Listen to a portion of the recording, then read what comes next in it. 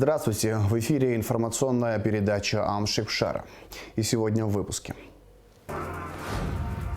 Абхазская диаспора в Турции оказала гуманитарную помощь пострадавшим от землетрясения. Полномочный представитель Абхазии в Турции Ибрагим Авицба рассказал о ситуации. Завершены работы по капитальному ремонту железнодорожного пути на станции Адзюбжа.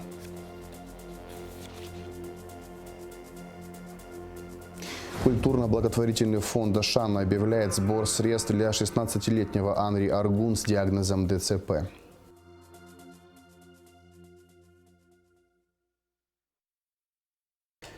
Состоялся телефонный разговор Аслана Бжаня с президентом Сирийской Арабской Республики Башаром Асадом. Аслан Бжаня выразил искренние соболезнования в связи с последствиями разрушительного землетрясения в северных регионах Сирии, которые повлекли многочисленные человеческие жертвы, и предложил сирийской стороне оказать посильную помощь в преодолении последствий стихийного бедствия. Башар Асад сообщил, что одним из наиболее печальных последствий стихийного бедствия является большое количество детей, лишившихся родителей во время землетрясения. Аслан Бжаня выразил пожелание организовать для пострадавших детей реабилитацию в санаториях Абхазии. Башар Асад с благодарностью принял это предложение. В целях содействия преодолению последствий чрезвычайной ситуации, сложившейся в Турецкой Республике и Сирийской Арабской Республике в результате землетрясения, премьер-министру Александру Анкваб поручено организовать проведение мероприятий по оказанию гуманитарной помощи жителям указанных республик. Число погибших при землетрясении в Турции выросло до 14 тысяч человек. Ранены 63 тысячи, заявил президент республики Таип Эрдоган. В Турции объявлен 7-дневный общенациональный траур, а в 10 пострадавших от катастрофы провинциях ввели чрезвычайное положение на 3 месяца. Гуманитарную помощь оказывает пострадавшим абхазская диаспора в Турции. Мы связались с полномочным представителем Абхазии в Турции Ибрагимом Авицба, который рассказал о ситуации на сегодняшний день.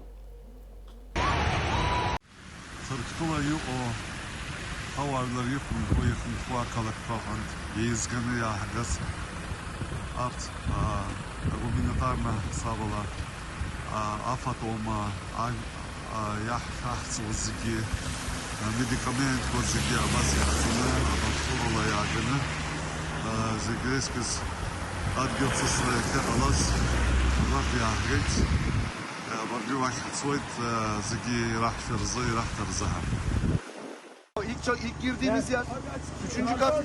Kızcağız burada, annemle babam orada diyor. Abra yatakhas yüce takhub abra hepsi top ha. Rubiyana böyle думают, что живые. Вот сейчас все техники и люди Tamam, biz работают yapacağız все. abi o işi. Ben bu işleri anlamıyorum. Biz yapacağız bu işi. Hadi. Tamam. Madenciler, abicim hazırlığınızı yapın hadi buraya. Arkadaşlar, orası devam etsin, biz hazırlığımızı yapalım hadi. Resul sen bir bak. Председатель Единого духовного управления Абхазии муфти Тимур Дзыба направил письмо с соболезнованиями и словами поддержки в адрес президента Таипа Эрдогана и турецкого народа по случаю землетрясений, унесших жизни тысяч людей. Сообщается, что 10 февраля после коллективной джума молитвы будет объявлен сбор средств, которые будут направлены в турецкий фонд помощи пострадавшим от землетрясения. МЧС Абхазии открыла пункт сбора гуманитарной помощи для пострадавших от землетрясения в Турции и Сирии. По уточненной информации, из зоны стихийного бедствия в числе приоритетных предметов первой необходимости значатся электрогенераторы, теплые вещи, одеяла, палатки, спальные мешки, бутилированная вода, не скоропортящиеся продукты питания, крупы, рыбные или говяжьи консервы, средства личной гигиены. Пункт располагается в головном офисе МЧС. Контактные телефоны 226 30 49 733 45 22. Министерство культуры совместно с Государственным комитетом по репатриации 11 февраля проведет благотворительный концерт, направленный на сбор средств для пострадавших от землетрясения в Турции и Сирии. Концерт состоится в Абхазской государственной филармонии, где будет установлен ящик для сбора пожертвований. Начало в 18 часов. Организаторы призывают всех неравнодушных граждан принять участие в сборе средств. Делегация посольства Афганистана в России, аккредитованная в МИД Российской Федерации, прибыла в Сухум для обсуждения вопросов региональной безопасности, гуманитарной ситуации в Афганистане, а также актуальных аспектов расширения сотрудничества Абхазии со странами Ближнего Востока, сообщает медиацентр МИД. США сыграли губительную роль в вашей истории. Все разрушили и позорно сбежали. Абхазия готова выстраивать взаимоуважительный диалог при безусловном участии России. Надеемся, что ситуация в вашей стране стабилизируется. Это важно для всей системы региональной безопасности, заявил министр иностранных дел Инал Ардзанба, приветствуя гостей. Делегация МИД Абхазии направится в Кабул для изучения возможностей активизации диалога. Инал Ардзанба передал приветствие исполняющему обязанности главы МИД Афганистана Амир Хану Муттаки. Дмитрий Кетия назначен советником-посланником посольства Республики Абхазия в Российской Федерации, сообщает медиацентр МИД. В обязанности Кетия будет входить координация взаимодействия посольства с дипломатическими представительствами стран Ближнего Востока в Российской Федерации. Ранее Дмитрий Кетия занимал должность посла по особым поручениям МИД Абхазии.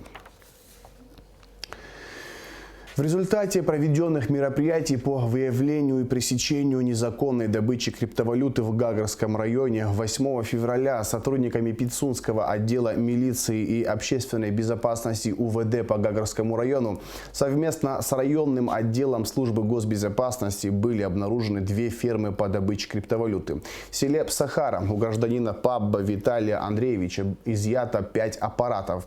В селе Алахадзе изъято 21 аппарат, принадлежащий Агрба Дауру Львовичу. Также были проверены ранее отключенные майнинг-фермы. Повторно подключенных аппаратов не обнаружено. Сотрудниками отдела внутренних дел по Гудаутскому району совместно с районным отделом службы госбезопасности обнаружены 3 объекта по добыче криптовалюты. В селе Звандрипш изъяты 33 аппарата, принадлежащие Хиндба и Нару Вахтанговичу. В селе Чандара 7 аппаратов, принадлежащих Ачба Руслану Тарьеловичу. В городе Новый Афон 6 аппаратов изъято у гражданина Заложного Виктора Анатольевича.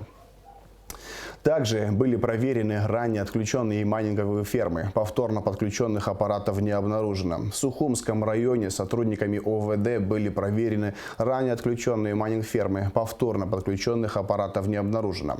В городе Сухум 8 февраля участковыми уполномоченными милиции совместно с сотрудниками первого отдела милиции столичного УВД выявлено 2 объекта. В квартире дома номер 13 массив Гумыста изъято 5 аппаратов, принадлежащих Лакарба Константину Анатольевичу.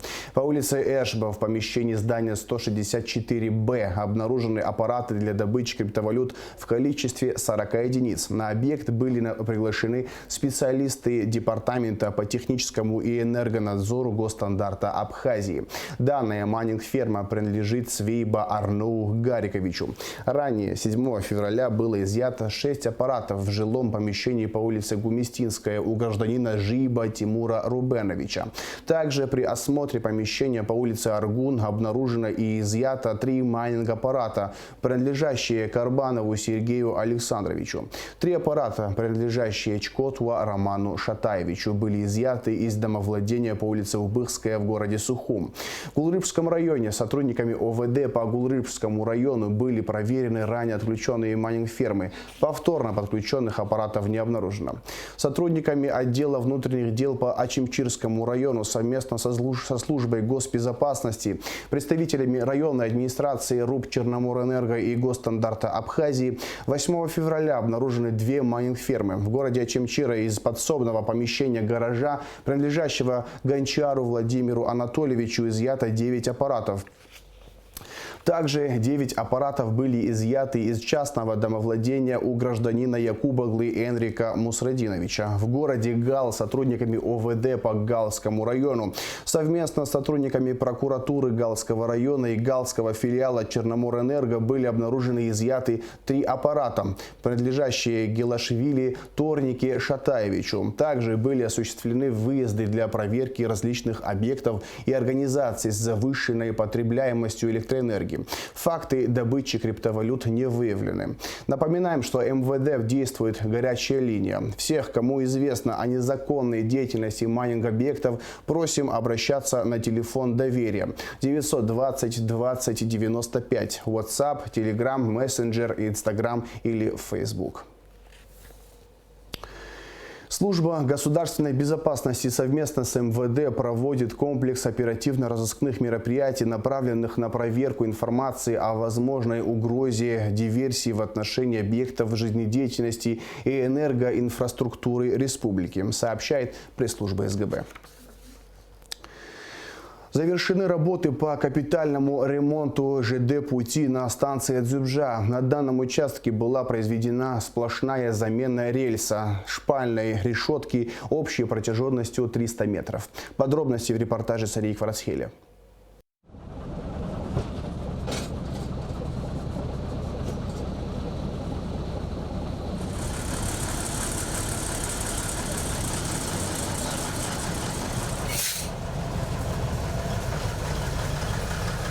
Вот уже неделю унитарное предприятие АЖД собственными силами ведет работы на перегоне Дранда-Адюбжа-Тамыш. Здесь произведена сплошная замена рельса шпальной решетки на 2 участках общей протяженностью 300 метров на станции Адюбжа. На 2 участках, один со стороны Сухума протяженностью 207 метров и другой участок со стороны Ачимчиры протяженностью 83 метра. Таким способом мы полностью хотим уйти с дерева на железобетонные шпалы на перегоне Сухум-Ачимчира, так как срок службы у дерева намного меньше, чем срок службы у железобетонных шпал. В принципе, сложностей никаких нет, потому что наше начальство обеспечило нас, как работников ПЧ-части, всему, что нужно по работе. Таким образом, на дистанции Сухум-Ачимчира на главном ходу практически не осталось ни одного участка со сплошной укладкой деревянных шпал, за исключением малых мостов и стрелочных переводов. На данный момент ведутся работы по выправке путей бригадами ПД-9, это Ачимчирская бригада, и бригадами ПД-8, это Дранская бригада. В планах на этой неделе закончить работы по ремонту путей на станции Адюбжа. И Ачимчирская бригада у нас должна пойти на Тамыш, а Дранская бригада пойти на Дранду по замене и ремонту железнодорожного пути. На этом участке я недавно здесь нахожусь, но я как знаю, здесь с войны, по-моему, такие работы не велись. В целом необходимо отметить, что за 2022 год на вышеуказанном участке был проведен капитальный ремонт ЖД-пути протяженностью до 2 километров. По словам Одиссея Ажиба, в текущем году транспортная компания будет продолжать делать все необходимое для увеличения пропускной способности Абхазской железной дороги. Сария Кварацхели, Раму Камки, Заур Кварчи, Абхазское телевидение. В Республиканскую библиотеку для молодежи поступила большая партия книг по государству и праву. Их передала наша соотечественница, проживающая в Санкт-Петербурге, меценат Ирина Доменья. Литература представляет большой интерес не только для студентов и преподавателей, но также для сотрудников правоохранительных органов, судопроизводства и адвокатуры. С этой партией также пришли книги «Правовая система Абхазии» и «Организация исполнительной власти в Абхазии» в авторстве Саиды Бутба. Хочу рассказать о представительнице нашей абхазской диаспоры в Санкт-Петербурге Ирине Хухутовне Доменье. Она кандидат исторических наук, она является директором издательства «Юридический центр». Вот больше 10 лет мы с ней тесно сотрудничаем. Вернее сказать, она присылает в Абхазию, именно конкретно в нашу библиотеку, в дар, всю свою печатную продукцию такого направления. Эту литературу, она в нескольких экземплярах, значит, мы хотим распределить Верховный суд Абхазии, в Генпрокуратуру, в Министерство юстиции и так далее. То есть тем организациям, которым необходимо ежедневно, ежечасно эту литературу иметь под рукой. Ирина Домения издает тоже много литературы по Абхазии. И все это совершенно на безвозмездной основе поступает в нашу библиотеку. Хотела бы обратиться ко всем, кто заинтересован в этой литературе. У нас вся эта литература есть в свободном, бесплатном доступе в нашей библиотеке. А лишние экземпляры мы раздадим по заинтересованным организациям. Культурно-благотворительный фонд «Ашана» объявляет сбор средств для 16-летнего Анри Аргун с диагнозом ДЦП на прохождение полугодового курса реабилитации. Необходимо собрать 254 400 рублей. Все подробности в репортаже Алики Трапш. Анри Аргун 16 лет, и он настоящий боец. Несмотря на юный возраст и тяжелый диагноз ДЦП, спастический тетрапорез, он делает все возможное, чтобы встать на ноги и ходить самостоятельно. И ему это уже удается. Не мог поднимать ногу хорошо, сейчас как поднимаю, это уже хорошо. Вот не мог нормально, даже самостоятельно равновесие держать, и теперь... Самое главное, я его держу хорошо уже. И сам поднимаюсь, спускаюсь. Ну, вообще сам все могу, это уже хорошо. Много легче стало, честно. Вот. Я сам уже шаги начинаю делать по чуть-чуть. В 2021 году у Анри была проведена ортопедическая операция, чтобы он смог самостоятельно ходить. Операция прошла успешно, но необходим курс реабилитации. В начале 2022 года, благодаря поддержке неравнодушных граждан, была собрана нужная сумма, чтобы Анри смог пройти курс лечения. Сейчас Анри Аргун вновь нуждается в реабилитации, которая предполагает специальные упражнения, направленные на увеличение объема движений и улучшение моторных функций. Тренировки Анри проходят в тренажерном зале Ассоциации родителей детей-инвалидов. Ну, просто удивительное стремление. И он каждый день говорит: Виолетта, я буду ходить, я буду заниматься, я буду ходить. Конечно. Плюс, огромный плюс то, что он взял палочку. Во-первых, он расслабился. Во-вторых, у него пошли хорошие шаги, широкие. Шведской стенкой мы вообще не занимались. Он не мог приседания делать, он не мог какие-то вот элементарные шаговые движения выполнять. Обычному человеку со стороны кажется, что все это легко. Но когда диагноз и ДЦП, это очень сложно. Каждое движение им дается с трудом. Возможно, даже в таком возрасте дети не могут по физическому состоянию быть как Анрик. Ну вот у нас хорошая история. Культурно-благотворительный фонд «Ашана» открывает сбор средств для Анри на прохождение полугодового курса реабилитации. Нужно собрать 254 400 рублей. Стоит отметить, что в эту сумму включены курсы реабилитации, которые Анри уже прошел, но фондом еще не оплачены. И мы каждый день ходим, не пропуская, потому что он без этого не может. Он постоянно бывает, что я говорю, что давай сегодня отдохнем, он говорит, нет, едем и все, говорит. Мы просим всех неравнодушных людей оказать нам денежную помощь. Анри Аргун уже делает самостоятельные шаги. Это результат долгой и кропотливой работы. Несмотря на тяжелый недуг, Анри ходит во вспомогательную школу, учится в 9 классе. После окончания учебы юноша планирует поступить в музыкальную школу. Но самая заветная мечта Анри – это, конечно же, ходить самостоятельно. Мияги там один певец, он мне очень нравится. Кстати, у его отца я же операцию делал в Владикавказе. Петь – это две мои мечты. Но самое первое – это ходить, конечно. Мечты должны сбываться, в особенности у тех, кто каждый день работает над собой, чтобы преодолеть тяжелый недуг. Только объединив усилия, мы сможем собрать необходимую сумму и помочь Анри Аргун. Самый легкий и доступный способ – отправить СМС со словом «Добро» на короткий номер 5050. О других способах пожертвований можно узнать на официальном сайте КБФ «Ашана». Алика Трапш, Алексей Баструков, Абхазское телевидение. На этой неделе в АГУ состоялся круглый стол с представителями академического сообщества. Обсуждалась концепция проекта закона о регулировании правового статуса апарт-отелей и апартаментов. В работе круглого стола приняли участие ректор АГУ Галек Угварами, руководитель администрации президента Джансух Нанба, министр юстиции Анри Барцец, заместитель министра туризма Астамур Барцец, представители профессорско-преподавательского состава АГУ. Видеозапись со встречи мы предлагаем вашему вниманию сразу после выпуска новостей.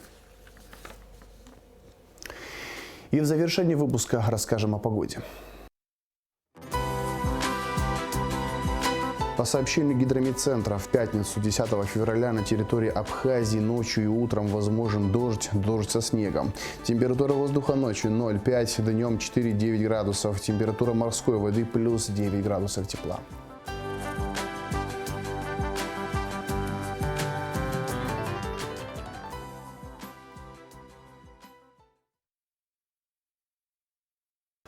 На этом информационный выпуск Камши Ушара подошел к концу. Всего хорошего. До свидания.